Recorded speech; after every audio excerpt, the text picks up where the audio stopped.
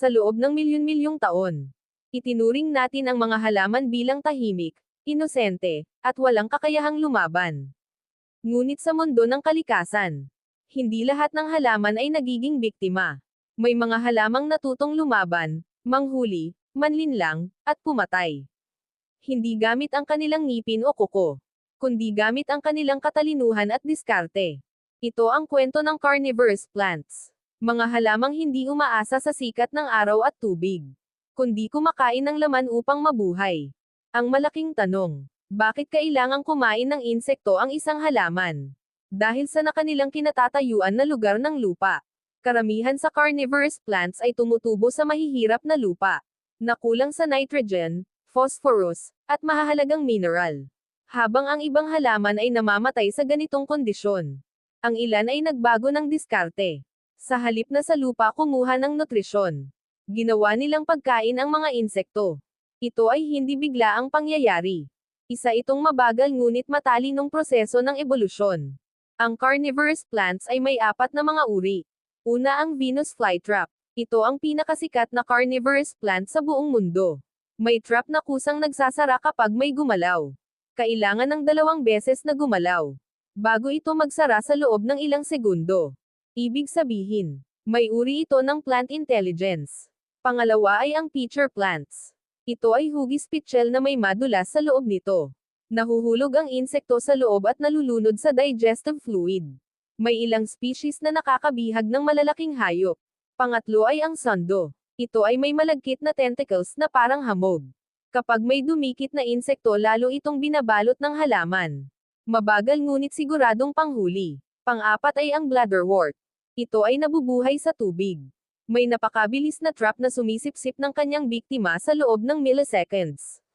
At ito ay isa sa pinakamabilis na gumalaw sa plant kingdom. Hindi pare-pareho ang paraan ng panghuhuli ng carnivorous plants. Sa katunayan ang bawat uri ay may sariling strategy. Ang una ay snap trap strategy. Ito ang pinakakilalang strategy. Isang maling galaw lang ng insekto. At biglang magsasara ang dahon. Ito ay isa sa pinakamabilis na galaw sa mundo ng halaman. Pangalawa ang pitfall trap strategy. May mga halamang gumagawa ng bitag na parang balon. Madulas ang loob, mabango ang amoy, at kaakit-akit ang kulay. Kapag nahulog ang insekto, hindi na ito makakalabas. Pangatlo ang sticky trap strategy. May mga dahon na may malagkit, at patak na kumikislap sa liwanag na parang hamog. Pero ito ay isang bitag. Habang gumagalaw ang insekto, lalo lamang itong naididikit hanggang sa tuluyang matunaw. May ilang halaman na gumagamit ng pressure at vacuum upang higupin ang biktima sa loob lamang ng ilang milliseconds. Isang perpektong halimbawa ng biological engineering. Hindi brute force ang sandata ng carnivorous plants. Panlilin lang ang kanilang pangunahing armas. Ginagaya nila ang amoy ng bulaklak at kulay ng nectar. Akala ng insekto ay pagkain o pahingahan ang kanyang pupuntahan. Ngunit iyon pala ay bitag ng kamatayan. Ang ilan ay naglalabas pa ng amoy na parang nabubulok na karne upang makaakit ng langaw. Kapag nahuli na ang biktima nagsisimula ang tahimik ngunit epektibong proseso ng pagtunaw. Naglalabas ang halaman ng digestive enzymes, acidic fluids at microorganisms. Unti-unting tinutunaw ang laman ng biktima. Katulad ng proseso sa tiyan ng hayop. Matapos nito, sinisipsip ng halaman ang nutrisyon. At iniiwan ang hindi kayang tunawin. Pagkatapos ay handa na ulit itong manghuli. Matatagpuan ang carnivorous plants sa halos lahat ng kontinente maliban sa Antarctica. Makikita sila sa tropikal na kagubatan, swamp at latian. Sa kabundukan at mangrove areas.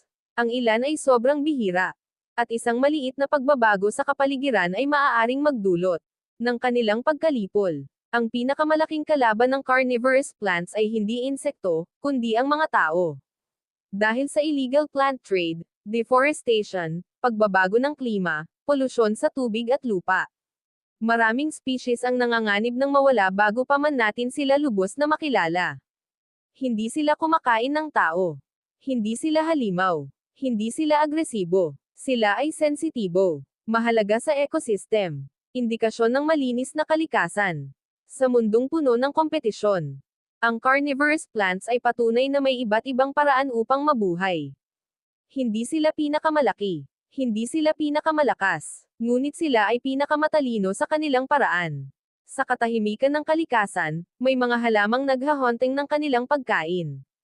At ngayon, alam mo na ang kanilang lihim. Huwag kalimutang mag-like, mag-comment, at mag-subscribe para sa mas marami pang amazing story recaps. Huwag kalimutang mag-like, mag-comment, at mag-subscribe para sa mas marami pang amazing story recaps. Huwag kalimutang mag-like, mag-comment, at mag-subscribe para sa mas marami pang amazing story recaps. Huwag kalimutang mag-like, mag-comment, at mag-subscribe para sa mas marami pang amazing story recaps. Huwag kalimutang mag-like, mag-comment, at mag-subscribe para sa mas marami pang amazing story recaps. Huwag kalimutang mag-like, mag-comment, at mag-subscribe para sa mas marami pang amazing story recaps.